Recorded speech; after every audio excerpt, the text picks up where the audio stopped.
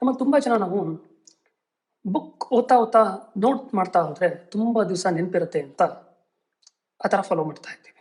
ಆದರೆ ನಾವು ಯಾವಾಗ ಬುಕ್ ನೋಡ್ತಾ ಬರಿತಾ ಹೋಗ್ತೀವಲ್ಲ, ಸೊ ಆ ಟೈಮಲ್ಲಿ ನಮ್ಮ ಕಣ್ಣು ಓದ್ತಾ ಇರುತ್ತೆ, ನಮ್ಮ ಕೈ ಬರಿತಾ ಇರುತ್ತೆ, ನಮ್ಮ ಬ್ರೈನ್ ಇನ್ವಾಲ್ವ್ಮೆಂಟ್ ತುಂಬ ಕಡಿಮೆ ಇರುತ್ತೆ. ಸೊ ಈ ಥರ ಬ್ರೈನ್ ಇನ್ವಾಲ್ವ್ಮೆಂಟ್ ಕಡಿಮೆ ಇರೋದ್ರಿಂದ ನಮ್ಮ ಮೆಮೊರಿಲಿ ಇದು ಸ್ಟೋರ್ ಆಗೋ ಚಾನ್ಸಸ್ ತುಂಬ ಕಡಿಮೆ ಇರುತ್ತೆ.